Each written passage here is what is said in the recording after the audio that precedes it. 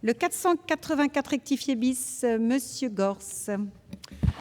Oui, merci Madame la Présidente. On arrive là sur la question très sensible du droit d'information dont disposent les personnes dont les données vont être utilisées dans le cadre des études qui sont conduites. Alors, la recherche dans le domaine médical fait l'objet d'un chapitre spécifique de la loi informatique et liberté. On a donc considéré qu'il fallait là des dispositions particulières, souvent dérogatoires du reste du texte.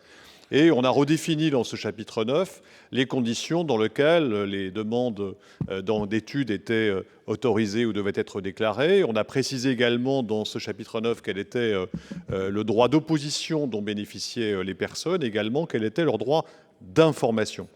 C'est l'état du droit. Le projet de loi qui nous est présenté modifie ce chapitre 9 dans différents domaines, et en particulier sur le droit d'information en le restreignant, ce qui a pour effet de restreindre le droit d'opposition. Notre droit en matière d'informatique et de liberté repose, sauf exception naturellement, sur l'idée que la personne doit pouvoir être informée de l'usage qui est fait de ses données personnelles, de façon qu'elle puisse, sauf si la loi l'en empêche, s'y opposer. Et c'est ce que prévoit naturellement le texte. Or là, nous sommes saisis de propositions qui ont pour effet de réduire quasiment à néant ce droit d'information et donc, par extension, ce droit d'opposition. Si on n'est pas informé, on ne peut pas s'opposer. Pourquoi ? Parce que les alinéas dont nous allons débattre, le 157 et le suivant, énoncent des cas nouveaux dans lesquels des dérogations à ce droit d'information peuvent intervenir. Au lieu de les restreindre, on les élargit. Jusqu'à présent, il n'était possible de déroger à cette obligation d'information que lorsqu'il y avait un motif légitime évoqué par le médecin, en l'occurrence le secret du diagnostic à l'égard du malade, ou lorsqu'il y avait une impossibilité de retrouver la personne.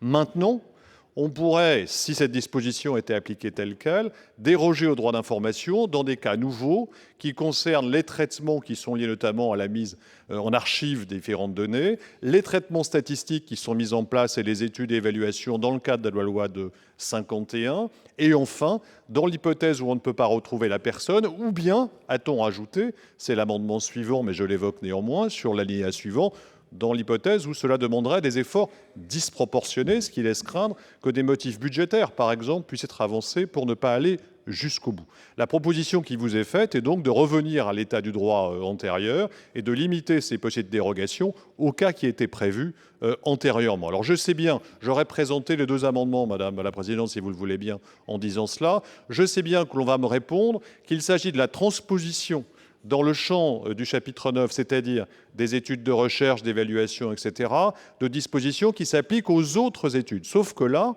nous sommes dans un domaine spécifique. Les données de santé sont des données définies par l'article 8 de la loi informatique et liberté comme étant des données sensibles, et donc il ne paraît pas satisfaisant de donner plus de facilité à déroger au droit à l'information pour des données sensibles que pour toute autre donnée qui sont évoquées dans le corps du texte. S'il y a un dispositif spécifique pour les données de santé, c'est justement pour assurer une meilleure protection et non pas pour l'aligner sur le régime de protection qui était appliqué jusqu'alors aux autres types de données.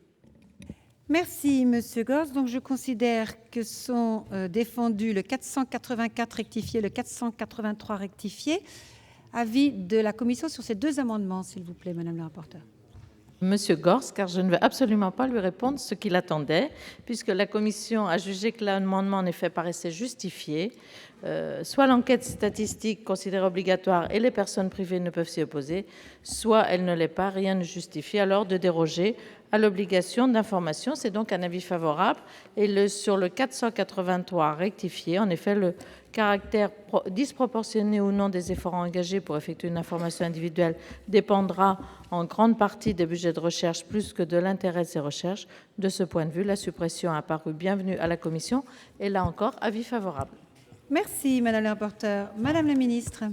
Eh bien, moi aussi, monsieur le sénateur, je vais vous donner un avis favorable. Donc, vous voyez que l'analyse que vous faisiez était juste sur le fond, mais infondée quant à l'anticipation que vous aviez des réponses que nous allions formuler. Et je crois qu'en effet, il faut supprimer cette disposition du projet de loi pour deux raisons. La première, c'est que la statistique publique peut s'appuyer sur des recueils de données obligatoires, mais que quand un recueil n'est pas obligatoire, obligatoire, ce n'est pas une raison suffisante pour déroger à l'obligation d'informer les personnes concernées quand on veut réutiliser leurs données. La seconde raison, c'est que je crois que par ailleurs, elle fait double emploi avec l'alinéa suivant de l'article 47 qui précise les modalités d'information des personnes lorsque les données de santé les concernant ont été recueillies à titre obligatoire. Et je tiens d'ailleurs à préciser que j'ai consulté l'INSEE sur ce point-là, qui partage l'analyse que je vous présente. Donc, avis favorable.